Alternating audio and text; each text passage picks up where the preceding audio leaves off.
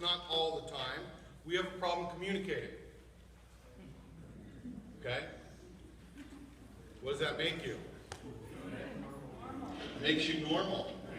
And let me just give you my disclaimer, okay? I know most of you have noticed, oh my gosh, he shaved his head. Well, it was a mistake, okay? No, really, you laugh, it really was a mistake. I usually do my hair in the garage and then Claudine will come out and finish my neckline and do all that. And I grabbed it and I started doing it and Claudine comes out and she goes, oh my God, what did you do?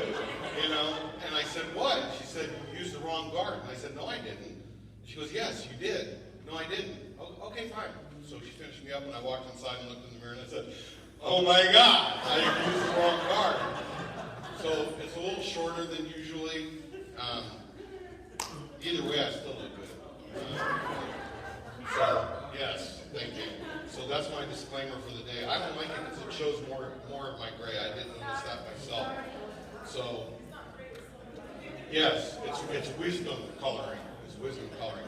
So most of you agree that we have a problem communicating with each other, and sometimes we don't communicate on the same levels. And of course, women, because they're emotionally derived and they have a tendency to work on emotion and everything, they want those deeper conversations. They want those more feeling conversations. And women have a tendency to get frustrated with their men because we don't communicate on the same level. And then, when we get frustrated, our communication has a tendency to go down because then we start bringing sarcasm and different things like that into the communication. And then the communication becomes quarrelsome. And then next thing you know, you're trying to communicate, you wind up having a fight. Anybody? Yes. Yes. Most of you are afraid to raise your hand because your significant other is sitting right next to you and you don't want to admit that in public. So here's the problem. One of the first things about communication that we have to learn is there is a right way to communicate and a wrong way to communicate. You've heard me say for many years, you know, it's not what you say, it's how you say it. It's not what you do, it's how you do it. It's not what comes your way, it's how you deal with it. So we're going to look at the most important one of it's not what you say, it's how you say it. Ladies, please don't ever get to the point that you start communicating with your husband and your husband starts interpreting it like this. Hands. My wife does that to me. I need a box. Go get me a box.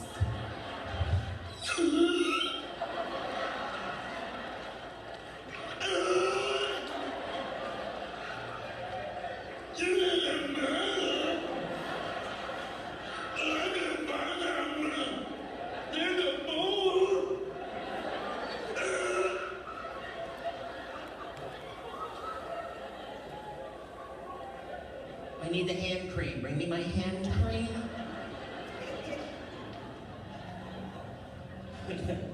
I'm tired of it, though. Come on, ladies. I get it. You don't have to rub it in, all right? Your bumper stickers. Who needs that when we have chocolate? Then I still need a hole in the drywall. Have a Kit Kat bar fix that bad boy for you. See how that's working. Yeah. Sometimes you talk to us like we really don't get it. And I know some of you are thinking to yourself, well, you don't, you know. But don't let it ever get to the point where it gets to that, because that's not really a good thing for anybody. Would you agree with that? All right. So one of the things that I want you to know is that understanding the barriers to communication is the first step toward building strong communication that's necessary for a healthy marriage. There are barriers in communication, and we're going to talk about some of those barriers. Excuse me. But if you look at your worksheet, that first little paragraph there, it says any two people building a marriage, whether they come from different cultures or different backgrounds, are going to face barriers in communicating effectively, since they at least come from different families. And overcoming those barriers is a part of the challenge of marriage. Unfortunately, a lot of couples never take the time to analyze the communication barriers that they face. Now, let's face it, we've talked about this many times. Two completely different people from completely different backgrounds, from completely different families, having crazies on your side and crazies on their side, trying to come together and unite, because they say when you get married, it's two become one, right? But you're taking two people from completely different backgrounds and you're trying to bring them into one.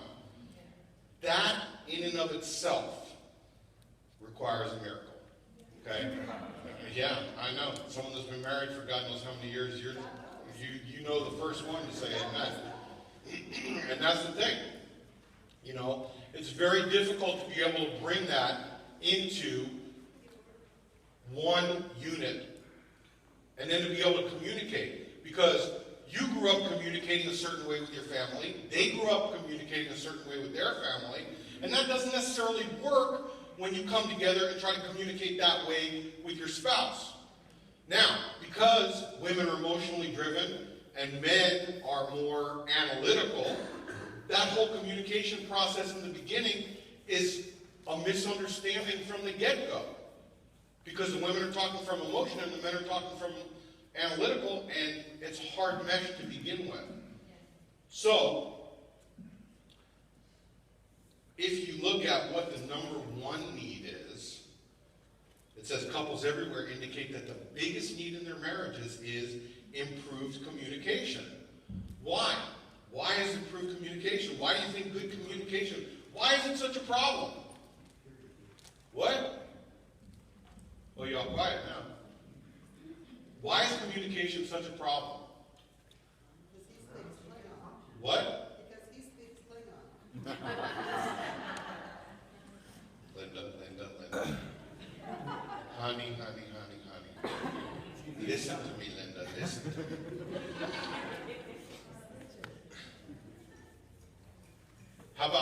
Okay, maybe your husband speaks Klingon.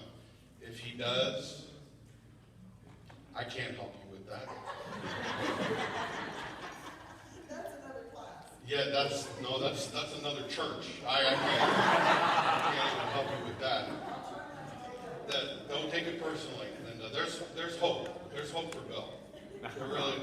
I speak Martian. Martian, okay. You kind of look like the Ray Walston guy who played on My Favorite Martian. Most of you don't even know what that program is. Rosie. It's uncomfortable. How about this, since none of you really want to raise your hand because you're all chicken? Paul, you're not chicken. Go ahead. Okay, sometimes there's a power struggle going on. Yeah. And if your spouse has all the information, you lose power. Right. And I like the way you started it with sometimes. You know, sometimes there's a power struggle going on. You know, how about this? Most of the time, and I think this is from a guy standpoint, because I'm a guy, and this is the way that I think, is sometimes guys are afraid to communicate because we have this thing of like, man, we can't do nothing right, you know? So we're afraid to communicate because either we're gonna make them mad, we're gonna hurt their feelings, we're gonna say the wrong thing. Is anybody with me? Yeah. The guys? Yeah. No, the women are laughing. The guys are okay? So guys have a hard time opening up because when they finally do open up, and then at the same time, women don't like to see weaknesses in guys. Amen. Right? They want to see that, you know, the guy in tighty whitey standing like this that can take care of anything. You know? I mean, he's got to be able to, he's got to be strong, he's got to be sensitive, he's got to be, give him that security, give him all those things, and you can't show weakness. But at the same time, it's like, oh, communicate, share your feelings with me. You don't want us to share your feelings with us because then your image of us changes. Oh, I hear how you can hear a mouse in this place. So you guys are double-minded.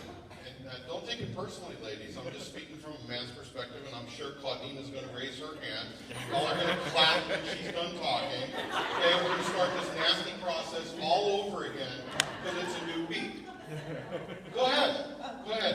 Knock them out. I just wanted to say, based on our experience, we're No, going to don't be married. use that. We're going to be married 18 years. 18 years next week. Next year.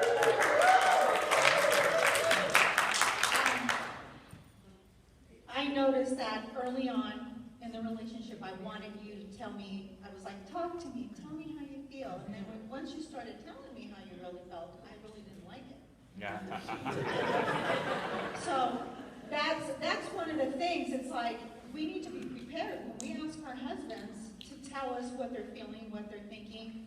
Be prepared for an honest answer, and don't take that and use it against them, because we're telling them, tell me, talk to me, what's wrong? And then he'll say something like, and I'm not saying he said that, but he'll say something like, I'm scared too, I don't know what we're going to do. Well, that's not what you want to hear, So just keep that in mind, that if you want your spouse to communicate, you need to allow him to be vulnerable in your presence.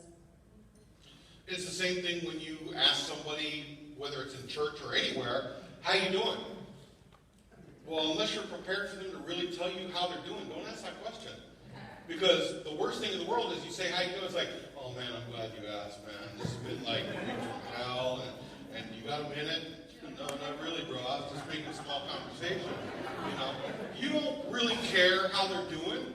That's just how you're programmed to respond to somebody as you casually pass by. But it's the same thing with your spouse. Like Claudine said, if you really aren't prepared to get the answer, don't ask the question. It's kind of like when you ask somebody's opinion and they give you their opinion and it's nothing like what you want to hear. You're sorry that you asked them for their opinion. Don't ask. If you ask someone's opinion, be prepared to receive the opinion, even if it's not along your lines of thinking, right? Because you can't expect everyone to think like you.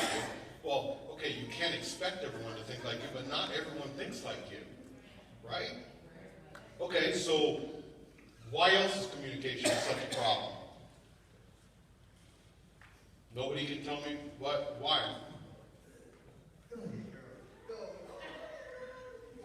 I think backgrounds, like how we were raised, like from a Hispanic background compared to, because I know in my family, women are very dominant. We like to take charge. And sometimes we have to know our place, because when, like for me and Wayne, we go head on sometimes. Not as much as we used to, but It's a power struggle. we're trying to fight for that, like, territory. I believe it's a Hispanic thing, and I'm not,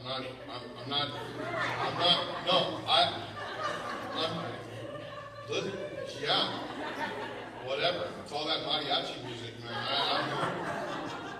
But yes, Communication is part of listening as well as talking.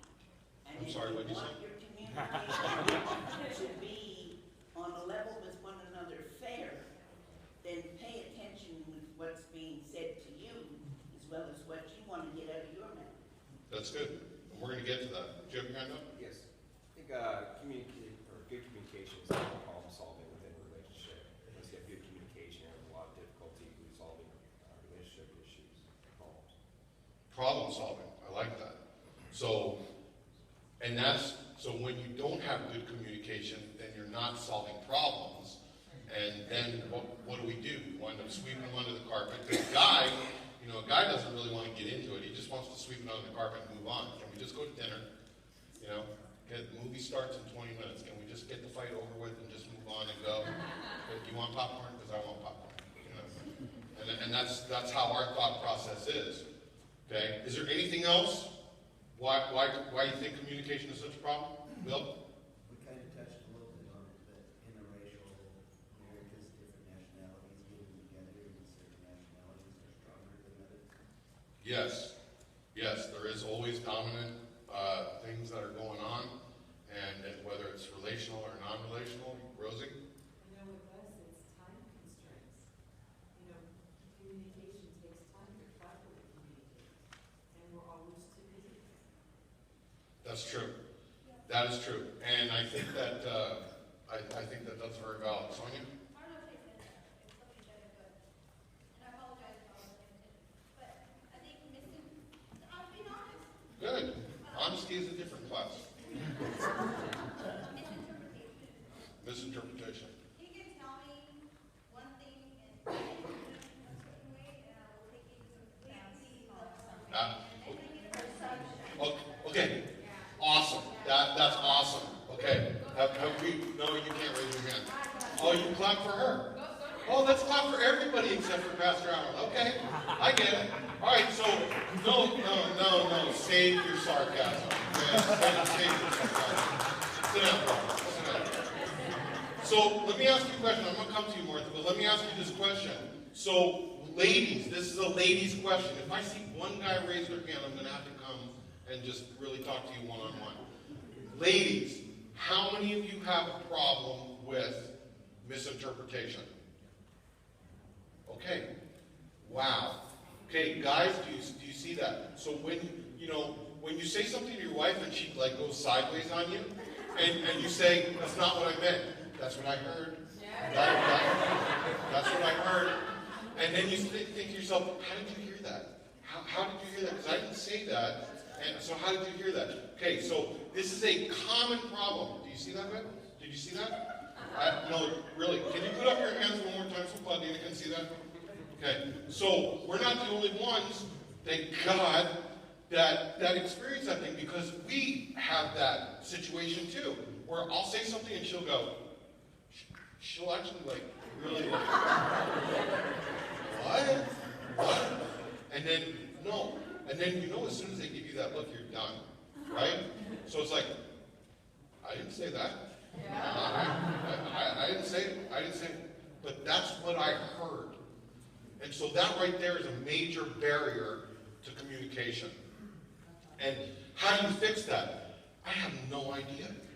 I have no idea how to fix that. But it's understanding, I think it's part on ladies' side to try to understand that what you're hearing may not necessarily be what we mean.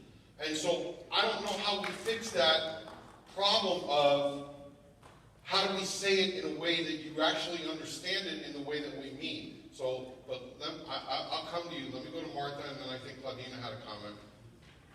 Sometimes we are afraid to communicate a lot of things because we don't want to create fights, so we just keep it in, which makes us more upset sometimes. That's right. That's right. And Linda.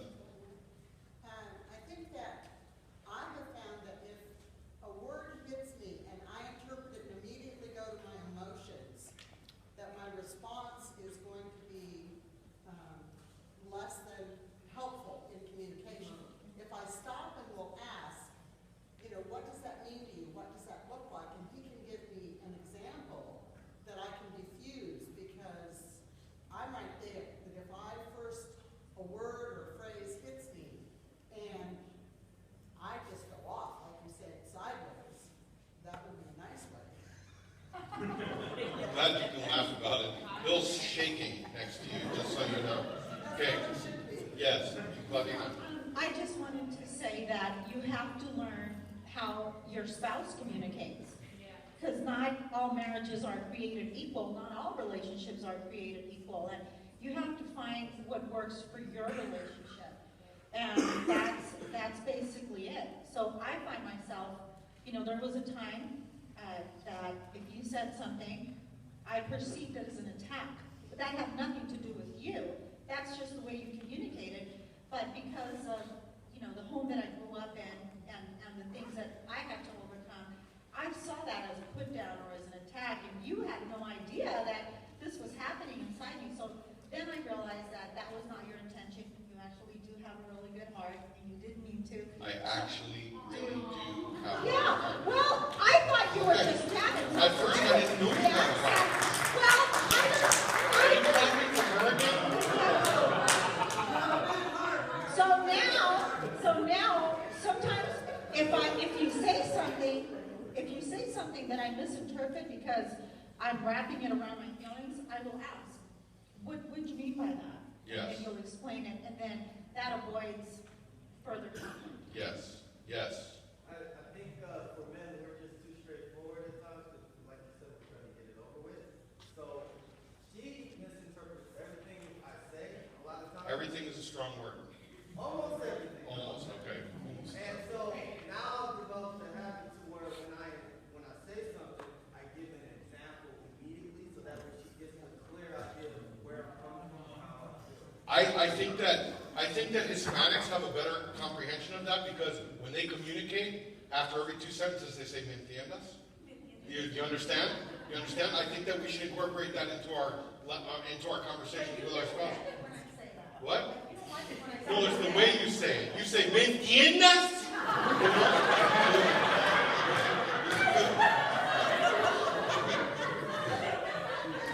¿Me entiendes? No, you don't. She doesn't do that. Seriously, don't believe that she does that. She doesn't do that. She doesn't. I didn't. No, I was just kidding, man. So, and if you don't understand Spanish, it means, do you understand? Do you understand? So, but sometimes it is good to ask that question. Mrs. Romo, did you have your hand up? Okay, go ahead. Along with good intentions or knowing their intentions, I know we say this all the time, but it's such a big thing. I will say something with the intent to have my just listen, but he's solving it. Right. So, when you're listening, you guys are so straightforward because you're solution focused. Right, we're problem solvers. We're coming to them with an issue or with an emotion, and they're solution focused. Okay, how am I going to fix that? I don't want you to fix it. I just want you to listen, and then it just creates a whole other issue. And we've talked about that before. So ladies, in case you haven't been around when this has been discussed, this is something that you have to understand. Men are problem solvers. So when you sit down to communicate something with them, you should start the communication off by saying one of two things. A, I just need you to listen. Or B, I need you to help me solve this problem. That way, from the get-go, we know exactly what direction we're going in. Yes, Mike, you can't stretch your hand any higher. And with that, yes, every time you need to say that. Yes. Because that's sometimes we get to the place too where it's like, I have to tell you every time, if you want me to just listen, yes, you need to say just listen. That's right. My mode is always on to problem solve. Yes. So if you want me to shut it off, you have to tell me to shut it off. That's right. Because we're analytical like that. Did you have? I just wanted to say that used to happen to us often, where I would come and I would share something and you wanted to fix it, but I had the attitude like, I need your help. I can fix this on my own. You know, but you didn't know that. So now, when we communicate, we don't even go there. I don't even tell you. You kind of just know that you're going to listen and not give me input. But he does say, and I love this because it's very sensitive. Like it doesn't offend me when you say this because you say, just a suggestion. Maybe you can do it this way or handle it this way, and that's been really helpful. Or guys, you just may want to ask at the end of her going off, do you want me to just listen or do you want me to help you solve this? And then she will tell you, ¿Me entiendes? No, So moving on to number 2, why is good communication so vital to a marriage? Why is it so important? Real quick. As far as my situation, it definitely saves the relationship completely if you just communicate. It can go real sour if it's bad communication, and if you have good communication, it can really save the situation. And part of the problem is I know that in meeting with couples and talking with couples and counseling with couples, I know that part of the problem is communication lacks. You know, it's you can't communicate because it always leads to a fight because you're communicating on different levels, and then if you're willing to go there, they're willing to go there, and then it goes up a notch, and then by the end of it, you're using gestures, and then and it's not Communication is not getting your way.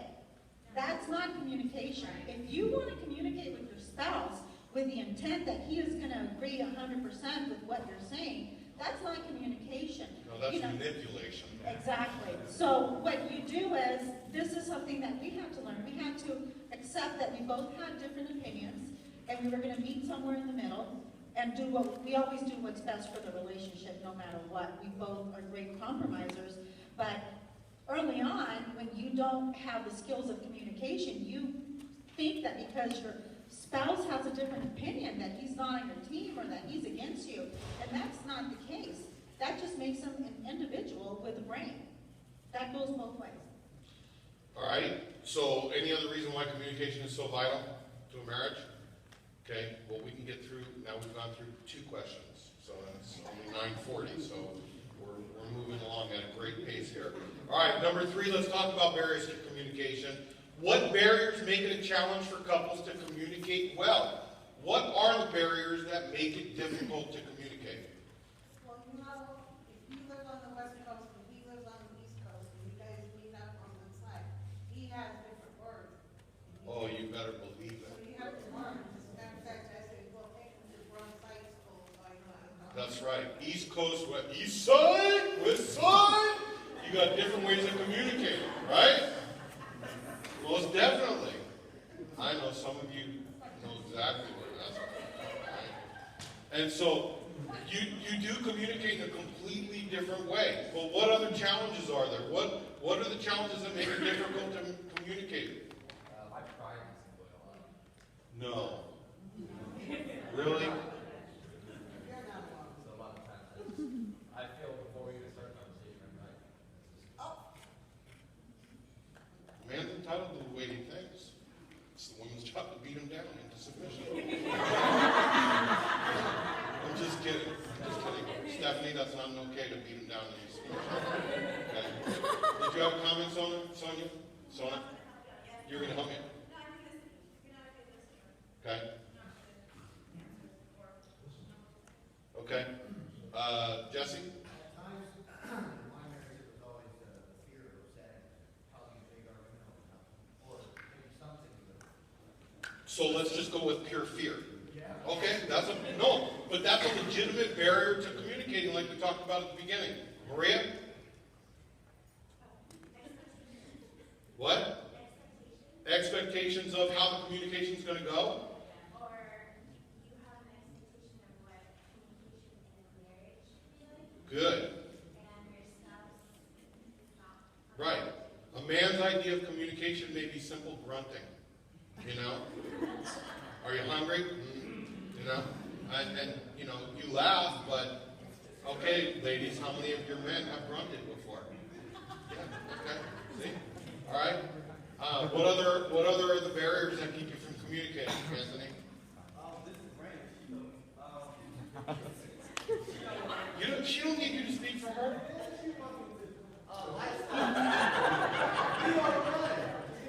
Did she communicate that to you? ¿Me entiendes? Lifestyle. Kids, school, work, all that type of stuff can also be affected. Okay. Comment? Negative feedback. Negative feedback. Yeah, every time you go to communicate, you get negative feedback to the point it's like, well, I ain't going to do this no more. It's kind of like banging your head against the locker at school. Pretty soon you wind up with a concussion. You know?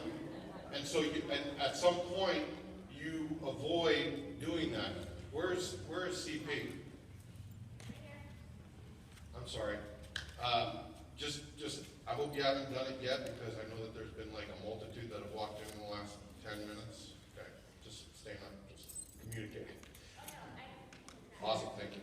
All right, anybody else? Yes? Patience or lack of patience. Lack of patience would be a reason why that's a barrier to communicate. Because some people, it's like, I don't want to take the time to communicate. I don't want to do this. I don't want to have this conversation right now. Are you agreeing with me, or you have a comment? No, you're agreeing with me. Yes. Yes. I think communication the men's half needs to go a little more in problem solving. I think we're going to be mystery solvers because it seems like a lot of stuff that women says, there's always some sort of mystery. There's always some sort of underlying message. You have to read between the lines. There's some sort of riddle and puzzle you have to figure out to really understand what they're really talking about. Sometimes I get very confused. Because I can say, you know what, I don't feel like having chicken for dinner tonight. And she takes that and it's like, well, you don't like my cooking? What's wrong with my cooking? Wait. I don't feel like chicken, but then for women, it's like, I got to read in between the lines and figure out what riddle I need to solve. Well, Jared, don't you know Jesus spoke in parables?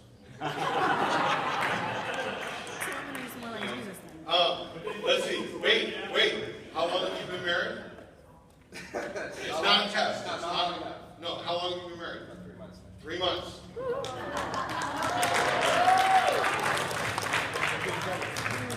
You know why they're clapping? They know the long road. They know the long road ahead. Exactly. Oh God, I love what I do. Yeah. Exactly. Yes.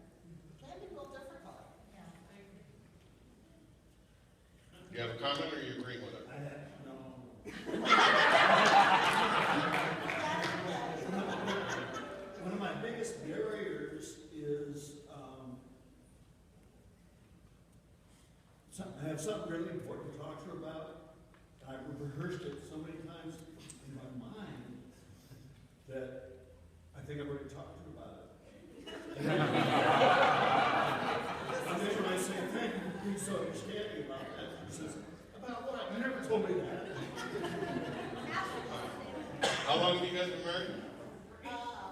What time is it?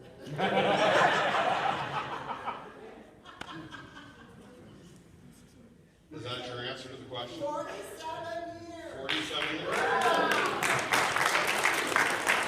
But what I love about this couple is they've been married 47 years, and although things may be great and everything, it doesn't stop them from coming to fusion because your input is valued. Not only that, and you may learn a new trick or two before. You learn. That's awesome. And you know, the thing is that communication is so important that even though you think you know, you need to be reminded. That's right. In everything, sometimes you got to go back to the basics. That's right. All right, look at number 4. It says one communication barrier in marriage is differing styles of communication. What are some common differences between the ways men and women communicate, between the ways introverted and outgoing individuals communicate? Now, believe it or not, there are differences between introverted people, extroverted people, and the way that they communicate. Some people are very shy. You know, it's the quiet ones you got to worry about. You know, because when they finally do communicate, it's like all hell breaks loose, right? And it's the ones that talk a lot that, you know, the ones that talk all the time, usually have a hard time communicating because they talk so much, they really don't know how to communicate, you know? But, with that said, what are some of the differences? Well, we kind of talked a little bit about them. There's background differences, there's upbringing differences. What other differences are there in the way that we communicate? Yes? East side, west side? For me, I like the bottom line up front. Don't take me through the mountain, down the river, and around the curve. So I have a way of saying we don't want the movie version. Well, we want the short book story, right? We just don't, you know. And unfortunately, women, actually some men, have a tendency. It's not even the spider webbing of going from here to there and everything like that. You know how we're talking about starting out and.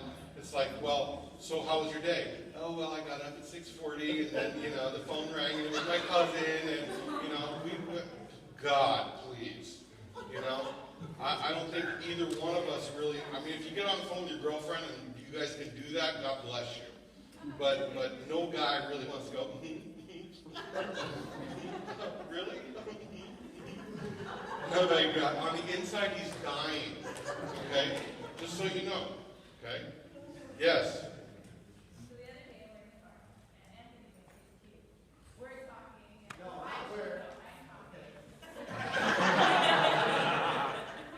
and then he looks at me and goes, "Baby, you're so beautiful." So I stopped, and I'm like, "Yeah." So I looked at him, and then I started talking again, and he goes, "What are you not talking?" I was like, "Really?" Like, and then I, you know, I thought he was being nice, and then I started talking again, and he's like, "When you're not talking." I was like, Okay, wait. And how long have you been married? A week.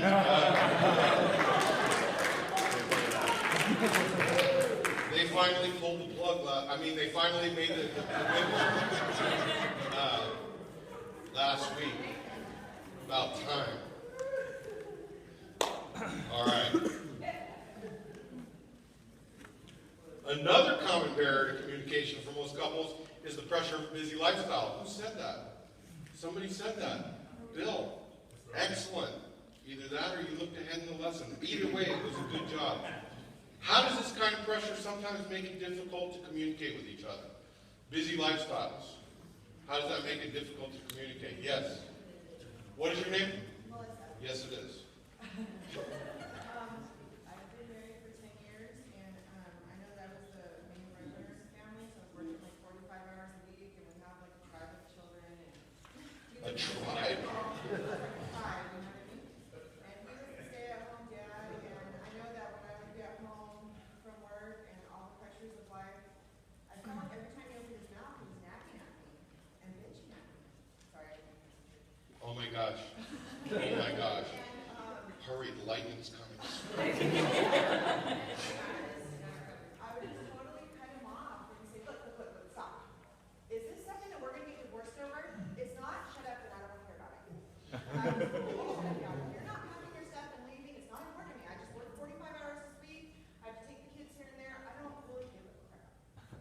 And that was my bad. I realized that now. But I just would shut him down. Are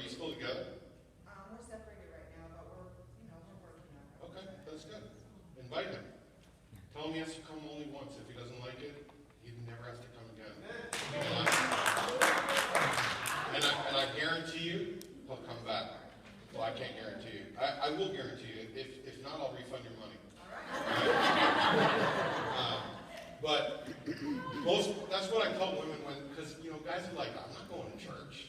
And I don't want to go to no marriage class, but this isn't about problems. It's about tools for toolbox, And so we try to make it, obviously, light, welcoming. It's not a threat. So most guys are like, okay, this is cool. I can do this, We didn't pray really or anything like that. We didn't sing songs. I didn't shake no one's hand or anything like that. So, okay, I can do that. All right, Mr. Berger. With Terry and our jobs are like at 2 different times. Where like I'm usually trying to be in bed by 8 o'clock, and she doesn't get home till 6:30, 7 o'clock. So, we're not like in the same place at the same time. So when we are together, we want to spend time together, as husband and wife. And there's a lot of times I'll call her at 7 o'clock in the morning. When I just like got to a job site and I'm not ready to unload my truck and stuff. And that's when we talk about the nuts and bolts about what we're doing. And that way we get the formalities out of the way so that we have time to spend together when we have time together. That's cool. That's very cool. Yes. I think it makes me have difficulty if it's the time factor of the everyday with the kids, errands, dinner, both of us trying to. There's times when last week I was able to be at home and I was so grateful that I could just be home for one day because other days the rest of them they're impacted and you don't have the time to just stop and be like, I need to call him and tell him, or I need to sit down with him and let him know what is going on. It's sometimes you just can't do it. I can't impress upon you enough how important it is that you need to make that time. If you are so busy with other things, you need to prioritize because your relationship needs to be a priority. Something has to give. And I will always tell people, the way that you list your priorities is the way that you live your life. And if your relationship is not a priority, then obviously it's not getting the attention that it deserves. And so you need to reprioritize. And if that means not taking those extra hours at work, if that means cutting back on doing something with your guy friends or girlfriends or whatever it is that you need to do, you need to prioritize to make that a point. Ozzy, did you have a... Oh, absolutely.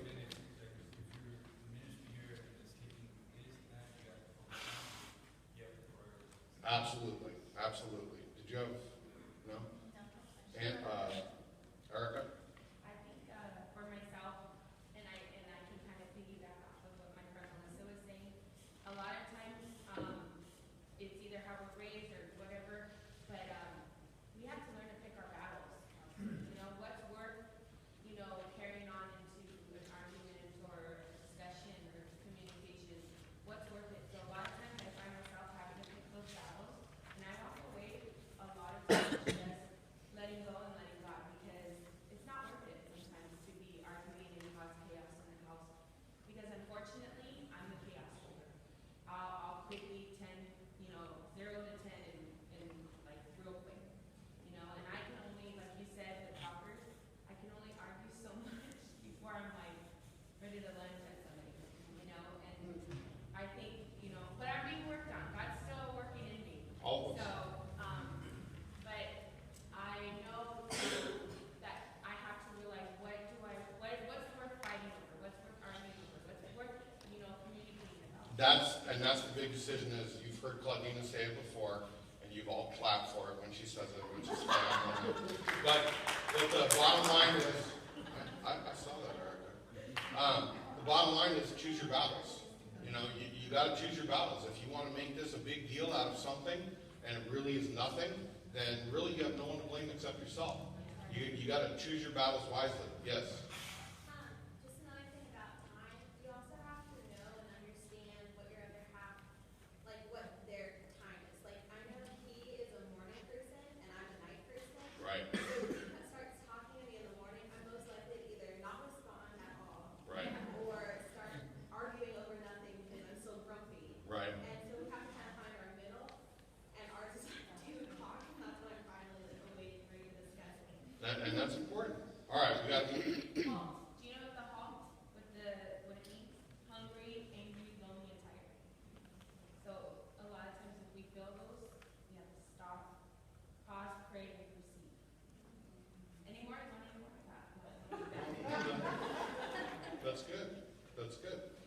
All right, number 6, we all learned about how to communicate, not how to communicate, by observing the behaviors of others.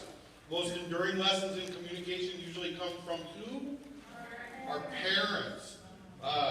Some of us had parents that did well in communicating with each other. Some of them didn't do well.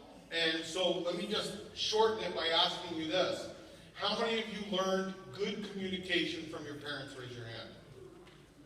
Oh, that's 4 of you. Okay? How many of you would say you learned poor communication from your parents? Raise your hand. That still leaves a bunch of you that had no input from your parents. Okay? And that be the case. You know, the unfortunate part is that we do. When children are young, they are sponges. They absorb so much. They see so much going on. They see how you're interacting, you know, and they see that. And so we saw that as well. And I can remember my parents arguing a whole lot more. And for some reason, the bad sticks in your mind worse than the good. And so those are the things that are reoccurring. So just as a precaution, if you have kids, if you're thinking about having kids, if you're going to have kids eventually, you better be aware that your kids are sucking up everything that they're seeing you do. You know? And so you need to take that into consideration. Yeah. One thing us old dinosaurs are getting used to is that texting and using these new methods of communication. I kind of like getting a text every once in a while from my wife, you know, hey, I love you, blah, blah, blah. And it's nice to learn that also. Yes, but that can be a double-edged sword. Texting can get you into a lot of trouble because it goes back to the thing of misinterpretation. Okay, so I will tell you this. If you're going to do the texting, okay, you keep it simple. I love you. Can't wait to see you. Don't get into any of the other things because next thing you know is, what did you mean by that? Right? Okay, it's like now you don't have time because you know, it's like, don't go there. Okay, there's so much that is impersonal about it and can be left into interpretation. It is true what you're saying because I had it was a manager that she was working with me at the hospital, and she was one day she comes crying to me. She told me, Martha, you know what? I haven't seen my boyfriend, but we text each other, and he tells me this and he tells me that, and I go, you know what? Talk to him. Get the phone. I know you're busy. He's busy. Just get the phone and listen to his voice, and you're gonna know how he's talking to you. It's not the same talking on the phone. If it's not talking, you know, it's not the same texting you. And then she comes back and she gives me a hug. She goes, Martha, you're right. I go, it's because nowadays everybody wants to communicate with those phones. But the only thing with my husband, he used to work and he comes home late. Now I'm home. And it's kind of frustrating because I'm around all the kids, you know, and it's like, I used to tell him, I love you, baby. Yeah, once in a while, because I don't like to bother him a lot. Yeah. But it works. The encouraging texts are good things. Okay, so I'm okay with that. All right, so if you look at number 8, it says, even Jesus experienced barriers to communication. Luke 10 through 38 through 42 says, while Jesus and his followers were traveling, Jesus went into a town. A woman named Martha let Jesus stay at her house. Martha had a sister named Mary, who was sitting at Jesus' feet and listening to him teach. But Martha was busy with all the work to be done. She went in and said, Lord, don't you care that my sister left me all alone to do the work? Tell her to help me. And the Lord answered her and said, Martha, Martha, Martha. Sounds like Marcia, Marcia, Marcia. You are worried and upset about many things. Only one thing is important. Mary's chosen the better thing, and it'll never be taken away from her. What kept Martha from hearing Jesus' message? And what was Jesus' solution to Martha's problem? What was his solution? Stop worrying. What? Stop worrying. Listen, stop worrying. Okay? And what kept her from hearing Jesus' message? All I hear is busyness. Okay? It was her busyness. So how do you translate that into communication?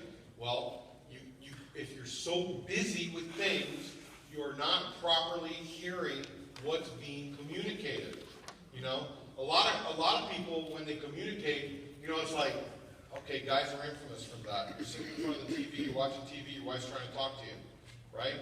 So you're like, TV, back to the TV, or you'll wait till a commercial comes on, and really your mind is not there, okay? Same thing can apply to women, okay? But you need to give them your undivided attention. I mean, really, if it was anybody else and you were talking to them, that would not be acceptable for you to do that, so why do it to your spouse? What are some ways to overcome barriers that we listed under question number 3? And if you go back to number 3, go over the barriers that make it a challenge for communicating. So, how do you overcome those things? Bottom line is this. Let me encourage all of you to be able to make a time. It doesn't have to be every day. You can't sit there and realistically say, okay, so at 2 o'clock every day, we're going to have our communication time. Because life happens.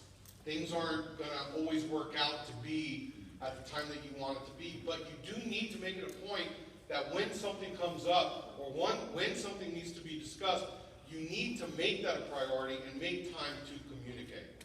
And you can't say, well, I've got 10 minutes, spit it out. That's not fair. And believe me, the way that you handle communication, and the time that you allow communication, and the time that you give the other person to speak and express how they feel is going to have an effect on your relationship overall. Would you agree? Yes. So glad you agree. So, if you look at number 10, it's Ephesians 4:4-16. Right before that, it says, will no longer be babies, will not be tossed about like a ship that the waves carry one way and then another, will not be influenced by every new teaching we hear from people who are trying to fool us. They make plans and try any kind of trick to fool people into following the wrong path. No. Speaking the truth with what? No. We will grow up in every way into Christ, who is the head. The whole body depends on Christ, and all the parts of the body are joined and held together. Each part does its own work to make the whole body grow and be strong in love. So what does that say about the connection between appropriate communication and spiritual maturity? Does one go hand in hand with the other? You think? How many say yes? Okay. So, did you notice that the most important thing, or at least what I got out of that, the most important thing was speaking the truth with love, right? We have a tendency to communicate even when you're frustrated with something, even when you're disappointed with something, even when you don't agree with something, you still need to communicate in love. This is the person that you decided to choose to be with for the rest of your life. That's a long time, okay? And so how you decide to communicate with that person, how you're able to work that out in the long run, not just this communication, but what is communication going to look like in the long run in your relationship? Are you going to have the comfort of knowing that when it is time to communicate, that you can sit down and have an intelligent, loving conversation without it going east side, west side? And that's important to be able to get to that point. It's not something that happens overnight. It's not something, it's kind of like that analogy that Claudina uses, and you clap for, that it's kind of like when you guys try to dance a new dance as a couple, and when you first step on the dance floor, you're tripping on each other and stepping on each other's toes and looking horrific, being out there. But as the relationship matures, as you both get to know each other, as you work on those things that need to be worked on, then you're able to start gliding across the floor.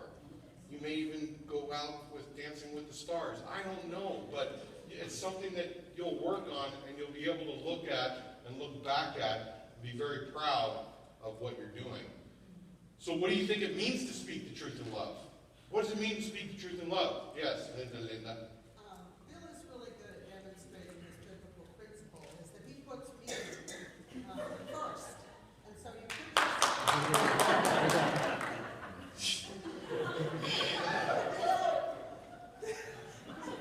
this is a one-trick pony. Yes. But he's fooling you. Okay. Yes, I understand. You're good. All right. Anybody else? What does it mean? Yes. Melissa. Right? Yes. See? I find it easier, some of the tools I have learned is, it's really easy to come off as accusing with statements like always and you never. And it's really important to use your I feel statements when you're opening, especially an issue. So I try to remember that and just, it's not That's good. what I say, it's how I say it. That's good. That's good. And is this your first time here? we have talked about that, always and never, and those are harsh words, because if you're gonna use that can be used in a very negative context, because, if you say you're always negative, okay, always is a lot. Yeah. Always is all the time, and that's not always the case, Do you have a comment? I do, I have a comment. I think that when we are speaking the truth in love, basically what we want are results. We want a solution to the problem. So if what you are saying and how you're saying it is not going to get that result, then don't use it. Find something else that works. So speaking the truth in love, some people may think that being truthful, but then they don't realize that they're really being hurtful to their spouse. And that's not really bringing the results. Now you have somebody that's hurt, angry, resentful, bitter, and that's not helping the relationship. And that's about as true as it gets. I mean, you have to speak. If again, we went in with that mindset of speaking in love, and again, my two big things is pride and selfishness. If you can work on trying to abolish those things, and you work on trying to put the other person first, if both people are putting the other person first, man, so many. I'm not going to say you're not going to have problems, but you are not going to have nearly as many problems. But the biggest thing is, like I say, I don't care what your problem is in your relationship, what the argument, what the disagreement, what the fight was about. It derives from one of two things, pride or selfishness. Absolutely. That's bottom line. You can sit and argue with me all you want, and you will lose. Okay? Because that's what it comes down to. You want to argue with me? Expectation, I think. Lead you into a resentment, and then that leads into a fight. And expectation, I think, ties into pride. Because I have an expectation. Well, you're prideful. Because pride people have no expectation, they live in humility.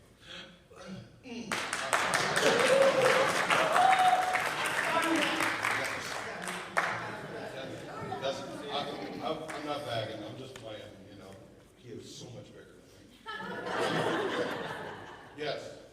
The truth in love. I realized I didn't have my Bible, so I can look it up specifically, but 1 Corinthians 13, love is patient and kind, never jealous or boastful, arrogant or rude. I don't have the rest of it, but if you read and understand what is love and then practice that in your marriage and in your life, because Jesus says love one another, even love your enemies, you'll go a long way in life just with that. Excellent. All right, let me ask this. Oh, I'm sorry. Yes. One thing for us, we've been married 37 years, and he's the ticking time bomb, is that I tell him how I feel. This is how I feel, and he can't negate how I feel. He can say, it wasn't like that. He says, I feel it was. This is how I feel, and he can't feel anything like it. He can't say any of that. Frank, I've heard that before. Well, this is how I feel. You can't change the way I feel. No, you're right. Where do you go from there? You can't go anywhere from there. So it's like that. And now I think you just gave all the women in this room their ace card. And so thank you for that. Thanks for that. It's difficult, because again, guys, women are emotional, and so if that's how they feel, then basically you screwed up. There's no two ways about it. There's no getting out of it. And you just have to learn how to say I'm sorry in 7 different languages, and go from there. So let me ask you this: does God have a role in helping us overcome barriers to communication? Yes. Okay. What's God's role in overcoming, Lucia? Okay, we've been in a situation before where he's worked many hours and he was never home, but we didn't have God in our life. And that brought a lot of strife. It brought a lot of problems. It brought us to the point where we were almost at, we had to separate for a bit where, I stayed away for a week because he wasn't listening to my needs and he didn't understand where I was coming from and he was putting work first before the family. After that, God took the job away.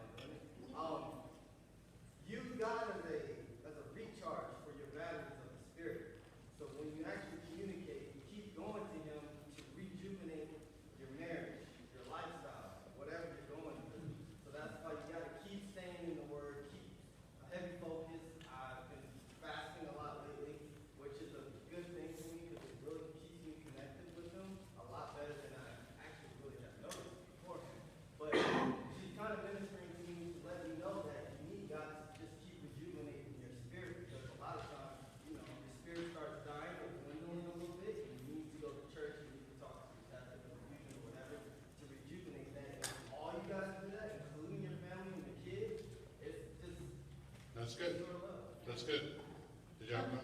Yeah, I just wanted to say that God's role in helping overcoming my barriers has been, I always ask God, even when I think I'm right, I will secretly ask him about being knowing, God, am I being unreasonable? And sometimes he'll tell me, yes, you're being unreasonable. You need to knock it off. So he's my balance. Because sometimes I feel justified in feeling the way that I do. But just because I feel justified doesn't mean that I have the right to retaliate. So, I'll ask him, am I being unreasonable? And sometimes, surprisingly, I feel like he says, yes, you're being unreasonable. All right, anybody else? Maria?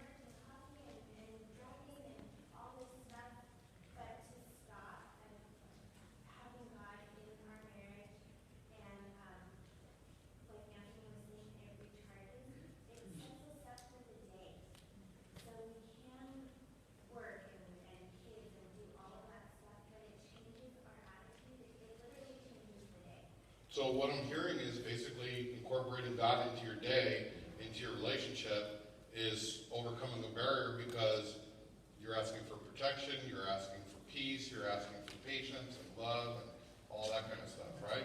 Okay. Real quick, in a real short answer, anybody else have anything? Forgiveness. Forgiveness? Okay. So God's role in helping us overcome barriers in communication is forgiveness. Of course, you can throw that out there all the time. God forgave you, therefore you have to forgive me, neener. Right? That's all you have to do. All right. So let me give you a couple of announcements. Number one,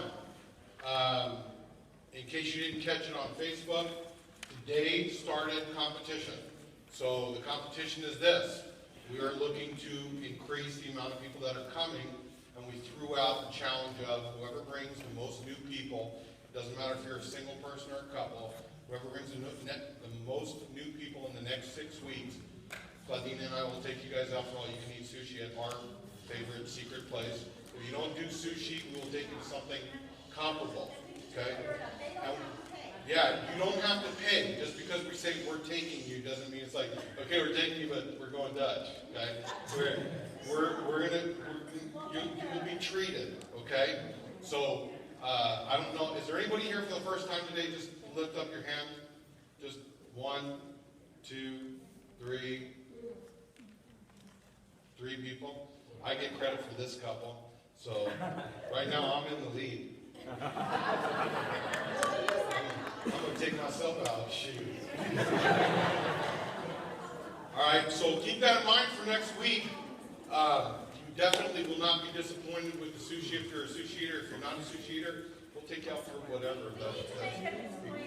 What's the disclaimer? The disclaimer is that you are a sushi snob. So we are going to go to an awesome place, and that's not to be taken lightly because people not just go to any sushi place. That's right. You're going to get treated. That's right. That's right. That's right. Okay. And also want to throw out there, how many of you remember that our camping trip is July 10th through the 12th? None of you. 2 of you. And those are leaders. So the rest of you are like, okay. So it's $70. Listen. $70 per family. Okay? We're going up on a Thursday, coming back on a Saturday. This is not camping, it's glamping. Okay? Hot showers, pools, jacuzzis, but it's in nature in the mountains, kind of like an hour away. It's up in I want to say it's the San Bernardino Mountains. It's really nice up there. You can reserve a trailer if you don't have one and you don't want to do the tent thing. But Cindy, when are we scheduled to start taking signups for that? We're going to be taking signups for that. Also, next month we have lunch that we go to after second service. You can bring your little rugrats. There's games and stuff for them. We usually go to. Anybody been to Trevi lately? Lately, like in the last week or so, 2 weeks? Yes?